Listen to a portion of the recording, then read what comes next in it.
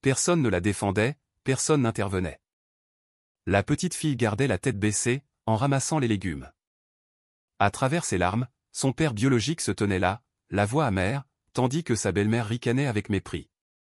Et juste au moment où la foule pensait que personne n'oserait prendre la parole, un millionnaire est soudainement apparu, et son action suivante a laissé tout le monde stupéfait. La Rolls-Royce brillante est entrée lentement au centre de la ville. Derrière la vitre, Ethan Carter était assis en silence, les épaules légèrement affaissées, les yeux lourds de fatigue après le long vol depuis New York jusqu'à sa ville natale. À 41 ans, il avait été l'une des figures les plus brillantes de l'industrie technologique de Wall Street, un homme d'affaires riche et intelligent, mais aussi un homme qui avait presque tout perdu. Sa fille unique était décédée d'une maladie cardiaque à l'âge de 9 ans, et quelques mois plus tard, sa femme, incapable de supporter le chagrin, avait choisi de quitter ce monde. À partir de ce jour, son cœur s'était refroidi.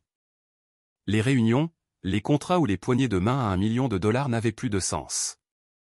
Il vivait de souvenirs, des échos de rire qui s'étaient depuis longtemps estompés de sa maison vide. Ce retour dans sa ville natale n'avait qu'un seul plan en tête, créer une fondation scolaire au nom de sa fille décédée, afin de conserver la dernière chaleur de l'enfant qui avait autrefois été la lumière de sa vie. Le jeune assistant assis sur le siège avant s'est retourné et a demandé prudemment, « M. Carter, devrions-nous nous reposer avant de nous rendre sur le site ?» Le long vol a dû être épuisant. Ethan a secoué la tête, sa voix rauque et brève. « Pas besoin, emmenez-moi sur le terrain près du marché, je veux le voir d'abord. » La voiture a tourné sur la route principale, bordée de part et d'autre d'étals bondés. Les cris des vendeurs se mêlaient aux éclats de rire et au bavardage. L'odeur des légumes, du poisson, des crevettes et de la poussière emplissait l'air. Ethan tourna son visage vers la fenêtre, son regard vide. Il était habitué au chaos des grandes villes, rien ici ne semblait mériter d'être remarqué, mais quelques secondes plus tard, ses yeux se sont figés. Dans un espace ouvert au milieu du marché, une petite fille était agenouillée sur le gravier, ses mains minces tremblant, alors qu'elle ramassait des patates douces éparpillées et des bouquets de légumes. Ses petites mains étaient écorchées et saignantes, des cheveux en désordre couvraient la moitié de son visage émacié. Ses lèvres bougeaient, sa voix tremblait. « Je suis désolé, je vais tout ramasser, s'il vous plaît, ne me frappez plus. » La foule autour d'elle s'était arrêtée pour regarder.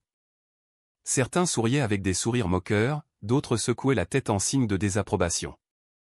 Quelques jeunes ont sorti leur téléphone pour enregistrer, mais pas une seule personne n'est intervenue pour aider. Debout juste devant la fille, il y avait un homme d'âge moyen, corpulent, le visage rougeau à cause de l'alcool. C'était John Miller, 45 ans, le père biologique de la fille. Il se tenait les mains sur les hanches, sa voix tonnant et résonnant à travers le marché. « Inutile. Tout ce que tu fais, c'est me mettre dans l'embarras devant tout le monde. Regarde-toi te vautrer dans la saleté comme une mendiante, tu n'es qu'une honte. » À côté de lui se tenait une femme d'environ 37 ans, mince, avec des cheveux soigneusement bouclés et des lèvres peintes en rouge foncé. C'était Veronica, la deuxième femme de John. Elle croisa les bras, ses yeux perçants scintillant de mépris, sa voix dégoulinant d'un dédain doux mais venimeux. Peut-être que tout ce qu'elle sait faire, c'est faire du cinéma, tout comme sa mère. Cette femme a abandonné son mari et son enfant, laissant derrière elle cette petite chose sans valeur. La main d'Ethan se resserra autour de la poignée de la portière de la voiture, sa poitrine palpitait douloureusement, comme si une lame l'avait transpercé. La scène devant lui se superposa soudainement à un souvenir d'il y a 10 ans, sa propre fille agenouillée sur le sol d'un hôpital, le visage pâle, serrant sa main et murmurant « Papa, ne me quitte pas ». Il prit une profonde inspiration, ouvrit la portière de la voiture et sortit. Le bruit sec de ses chaussures frappant le gravier fit tourner plusieurs personnes. Il se dirigea vers le centre du cercle, les yeux froids comme de la glace, bien que ses mains tremblaient légèrement. John fronça les sourcils, sa voix dure. « Qu'est-ce que tu veux ? C'est ma fille, la façon dont je l'éduque, c'est mon affaire, mêle-toi de tes affaires. » Ethan ne répondit pas tout de suite. Il se pencha, ramassa un bouquet de légumes de la main de la fille, puis regarda le vendeur à proximité, sa voix basse et ferme. « J'achète tout, quel que soit le prix. » Le vendeur hésita, incertain, mais Ethan avait déjà sorti son portefeuille et remis une épaisse liasse de billets. Puis il se pencha doucement, aidant la petite fille à se relever. Elle sursauta de peur, les yeux grands ouverts, les larmes encore accrochées à ses cils. Sa petite main était glacée dans la sienne, mais au moment où il la toucha, Ethan eut l'impression que son cœur était brisé. Véronica laissa échapper un rire moqueur et inclina la tête. M.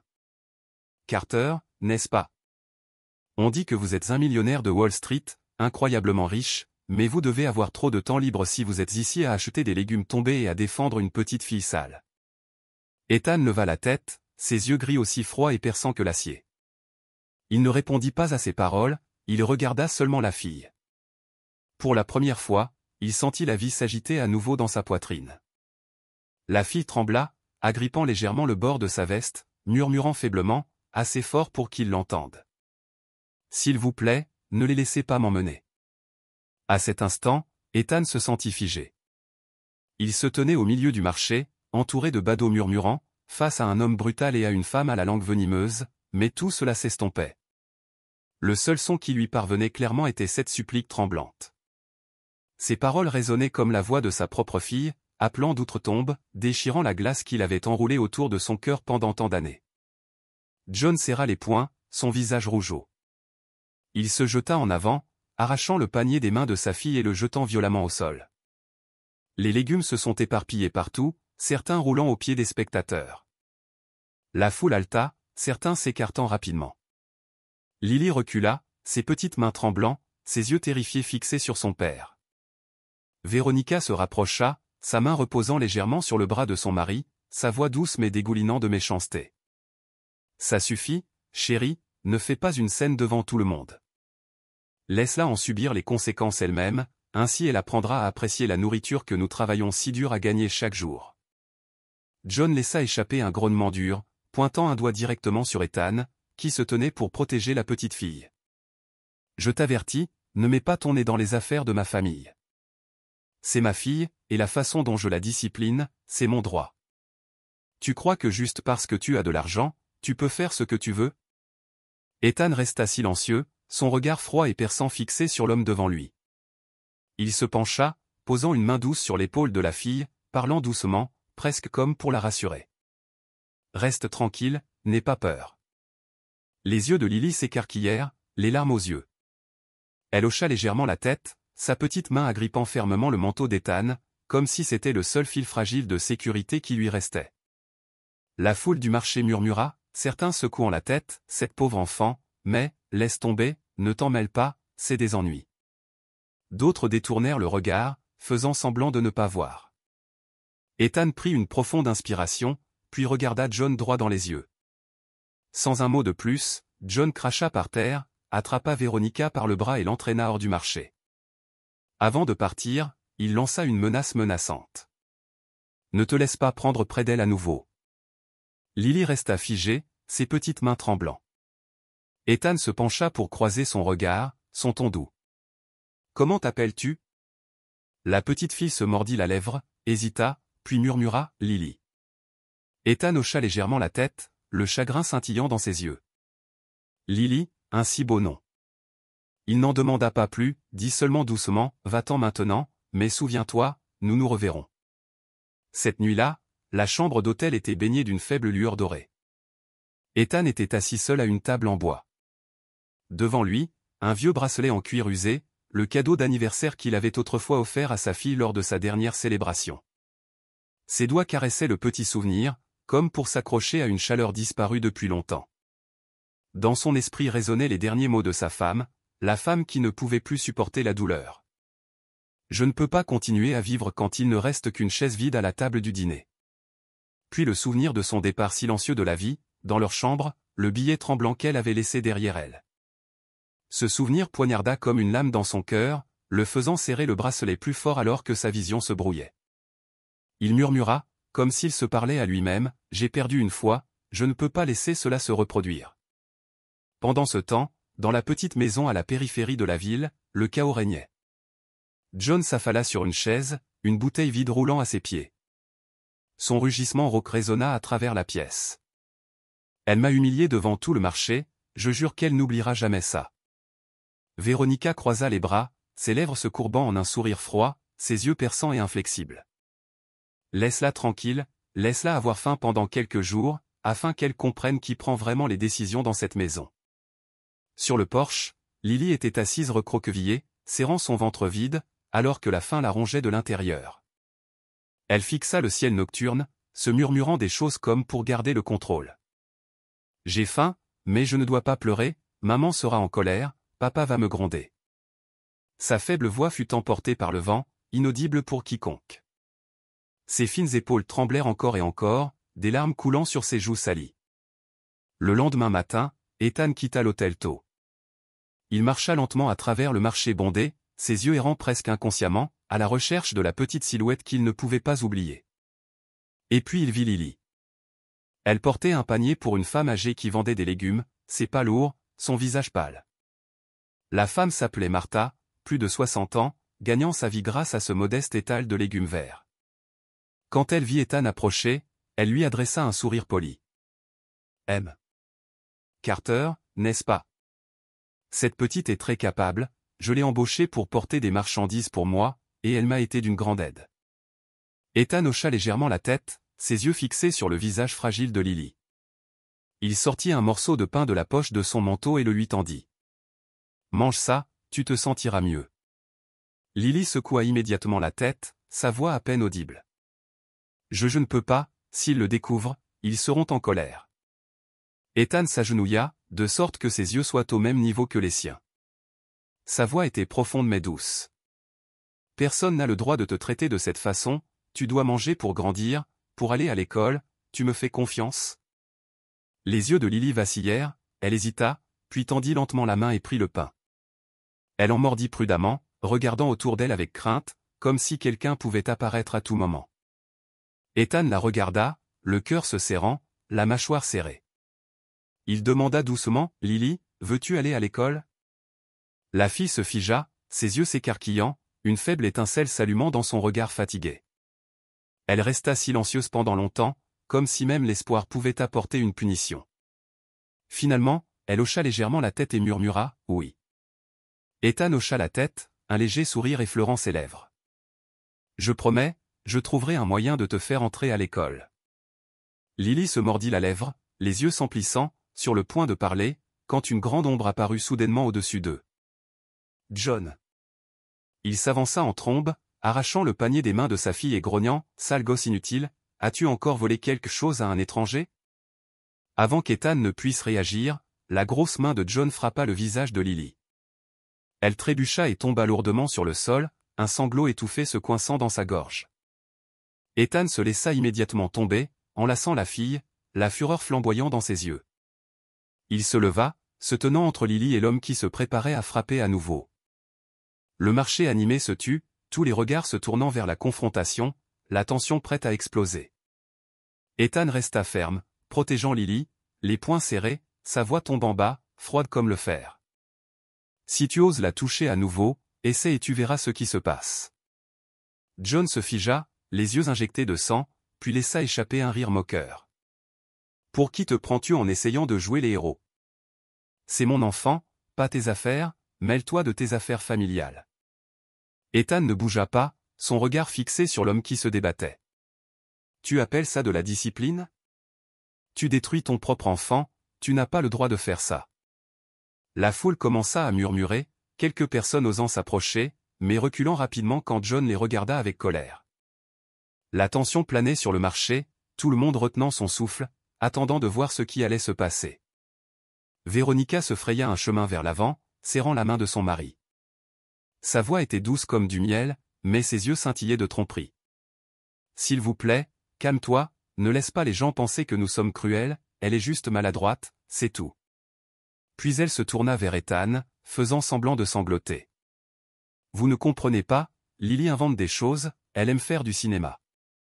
Nous avons tellement lutté pour la discipliner de cette façon. » Lily tenait sa joue, s'affaissant au sol, ses épaules tremblant.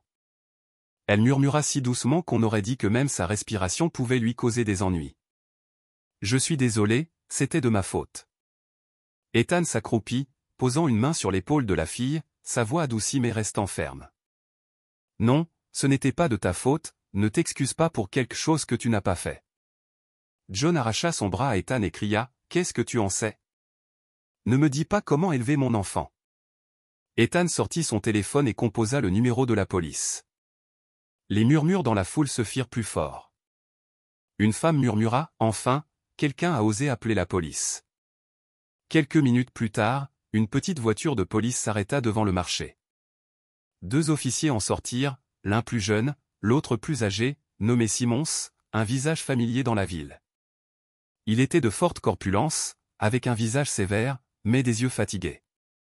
Ethan s'avança, sa voix ferme. « Je veux signaler des sévices sur un enfant, cet homme a attaqué sa fille juste devant moi et des dizaines de témoins. » John leva rapidement les mains, son ton changeant, semblant maintenant pitoyable. « Officier, il a mal compris, je ne faisais que la discipliner, elle ment, elle néglige ses tâches. Ma femme et moi avons eu tellement de mal, les étrangers ne peuvent pas comprendre. » Véronica intervint, faisant semblant d'essuyer ses larmes. « C'est vrai, nous l'aimons, mais elle invente constamment des histoires, racontant aux voisins des choses terribles sur nous, savez-vous à quel point c'est déchirant pour des parents ?» Simons fronça les sourcils et se tourna vers Ethan. « M. Carter, avez-vous des preuves concrètes ? Les mots seuls sont difficiles à juger, nous ne pouvons que déposer un rapport. » Ethan serra fermement son téléphone, ses yeux vacillant de frustration. Il se tourna pour regarder Lily. La fille recula, ses yeux grands ouverts remplis de peur. Elle ne fit que secouer la tête encore et encore, trop effrayée pour parler. Il laissa échapper un soupir silencieux, puis se retourna vers les officiers. « Je n'ai pas encore de preuves physiques, mais tout le marché l'a vu, demandez-leur. » La foule se regarda, quelques-uns semblant prêts à parler, mais se turent, évitant le regard de John.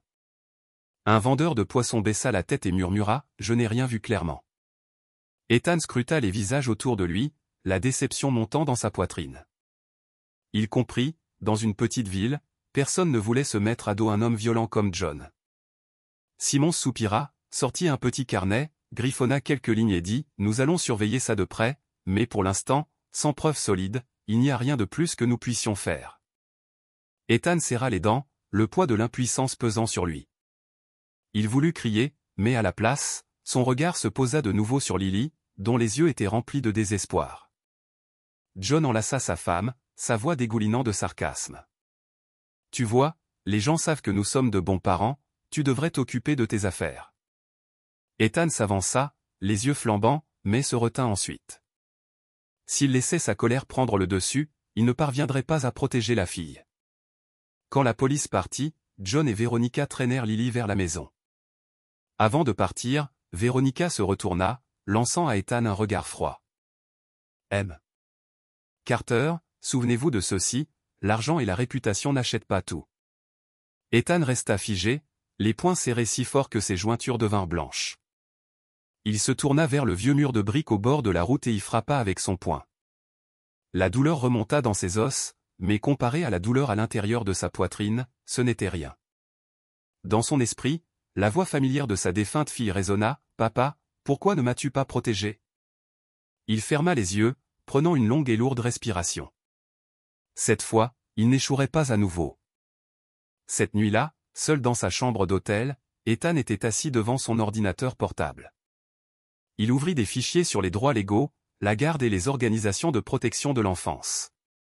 Ses yeux étaient fixés sur l'écran, mais ses pensées étaient hantées par l'image de Lily, accroupie, tenant sa joue, murmurant des excuses pour quelque chose qu'elle n'avait pas fait. Le carillon soudain d'un email entrant brisa le silence. Ethan cligna des yeux, puis ouvrit sa boîte de réception. Une seule ligne apparut, courte, mais suffisante pour faire battre son cœur. « Je m'appelle Anna, la mère biologique de Lily, s'il vous plaît laissez-moi vous rencontrer, je dois dire la vérité. » Ethan resta figé, les yeux grands ouverts, sa main tremblant au-dessus du clavier. Une tempête d'émotions jaillit en lui, choc, doute et la faible étincelle d'espoir. Il resta assis tranquillement dans la pièce sombre, fixant les mots à l'écran. Sa voix se brisa en un murmure, « Anna ?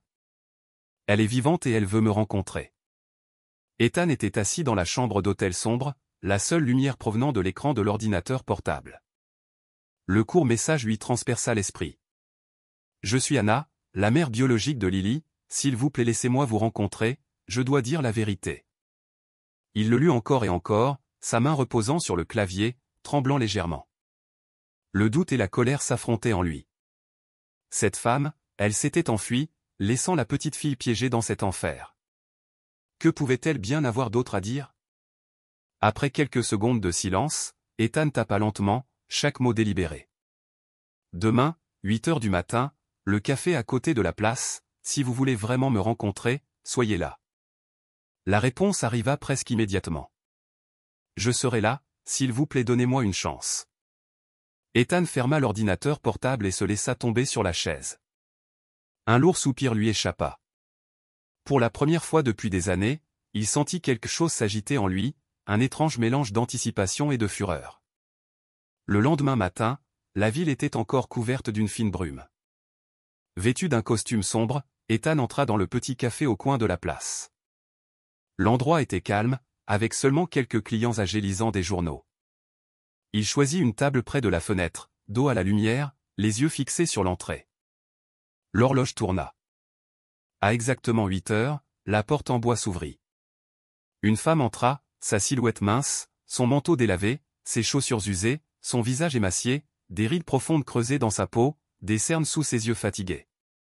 C'était Anna Miller, 39 ans, la mère biologique de Lily. Elle fit une pause en voyant Ethan, ses mains tremblantes serrant le sac en tissu qu'elle portait. Puis elle se força à marcher vers la table, sa voix tremblant alors qu'elle parlait doucement, « M. Carter ?» Ethan hocha légèrement la tête. Il se leva et lui fit signe de s'asseoir. Au moment où elle s'assit, Anna fondit en larmes. Elles coulèrent sur son visage alors que ses fragiles épaules tremblaient.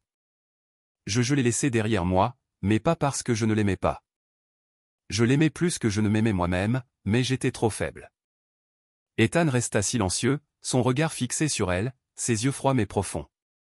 Anna essuya ses larmes, sa voix tremblant. Les années que j'ai vécues avec John, j'avais l'impression d'être piégé dans une cage.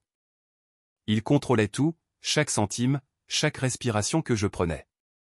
Il était ivre tous les soirs, criant, menaçant. Je ne pouvais que serrer ma fille dans mes bras et pleurer. Mais une nuit, j'étais terrifié qu'il nous fasse du mal à toutes les deux, alors je me suis enfui. Je suis parti sans rien, j'étais une lâche, je n'ai pas emmené Lily avec moi, et c'est la culpabilité que je porte depuis.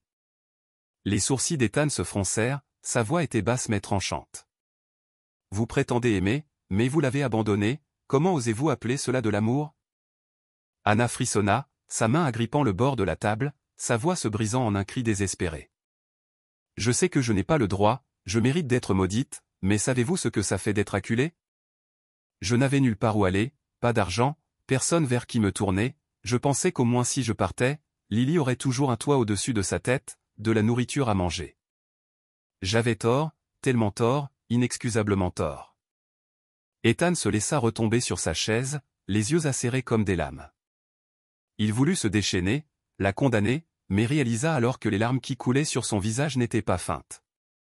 Elles étaient le tourment qui l'avait rongée vivante. Les mains tremblantes d'Anna plongèrent dans son sac en tissu et en sortirent une boîte en bois usée. Elle la poussa à travers la table vers lui. Je les ai gardés pendant des années, ce sont les dessins que Lily a faits, envoyés par un voisin. Je n'osais pas revenir, mais chaque jour je les regardais. S'il vous plaît, jetez un coup d'œil. Ethan souleva lentement le couvercle. À l'intérieur se trouvaient des feuilles de papier jaunies. Les dessins enfantins apparurent, d'une petite maison, d'une petite fille debout à côté d'une femme en robe, les deux se tenant la main dans le coin. En lettres tremblantes figuraient les mots « Maman, tu me manques ». La poitrine d'Ethan se serra, sa main trembla en tenant le papier. Dans son esprit, l'image de sa propre fille perdue se brouilla dans le visage de la petite fille. Une lourde vague de compassion l'envahit, pesant lourdement sur son cœur. Anna baissa la tête, sa voix étouffée par les sanglots. Je sais que vous avez toutes les raisons de me mépriser, mais s'il vous plaît croyez-moi, mon amour pour Lily ne s'est jamais éteint, je n'avais juste pas la force. Je vous en supplie, protégez-la pour moi, je ne sais pas si je peux. Ethan resta silencieux. Il regarda les dessins, puis la femme en face de lui. L'air entre eux était lourd de pertes irréparables, mais à ce moment-là, il sut qu'il ne pouvait pas détourner le regard. Il ferma brièvement les yeux, inspira profondément, puis les rouvrit. Sa voix était stable, ferme, chaque mot pesait de sens.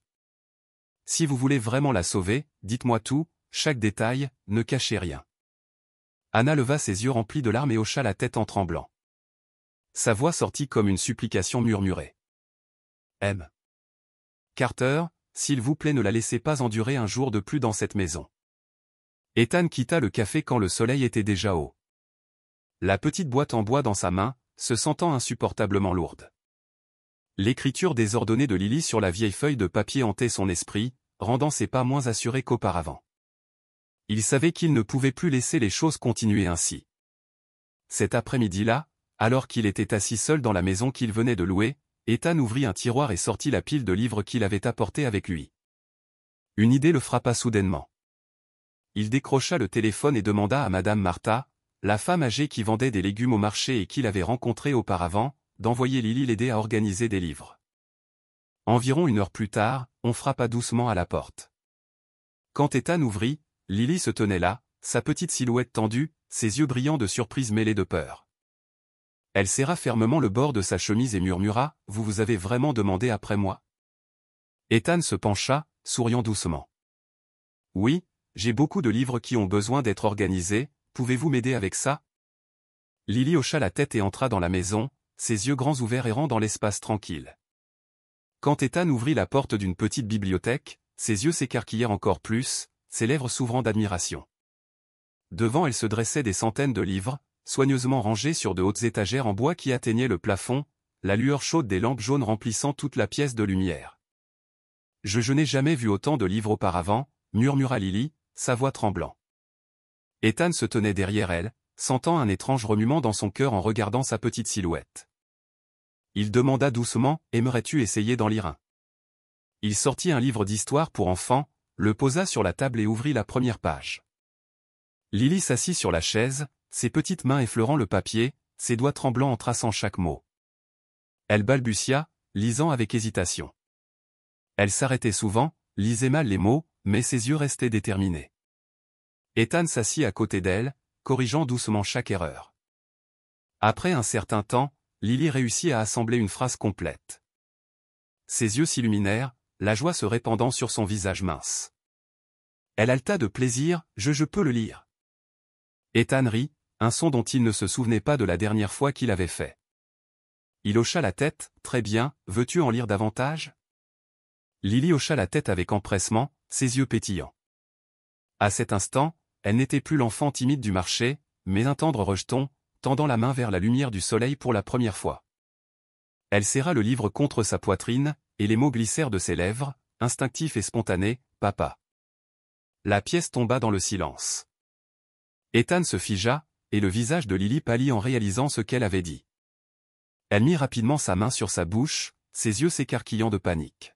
« Je suis désolé, je ne voulais pas dire ça, je n'ai pas le droit de vous appeler comme ça. » Ethan resta sans voix, ses yeux brouillés de larmes, sa gorge serrée.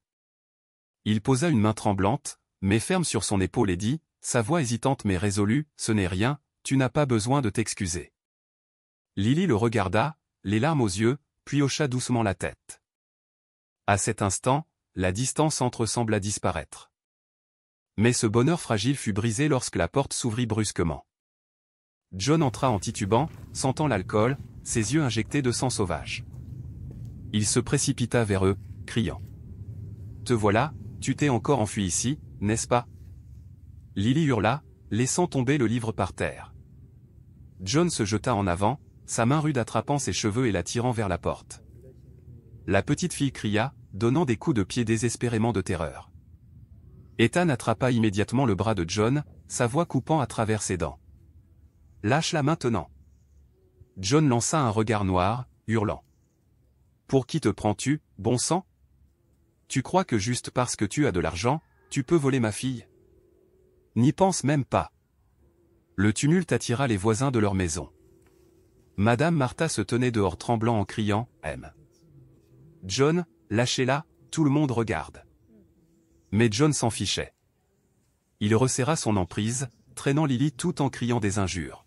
« Espèce de gosse inutile, tu rentres à la maison tout de suite, je vais faire en sorte que tu n'oublies jamais ça. » Lily se tordit, ses yeux remplis de larmes fixes.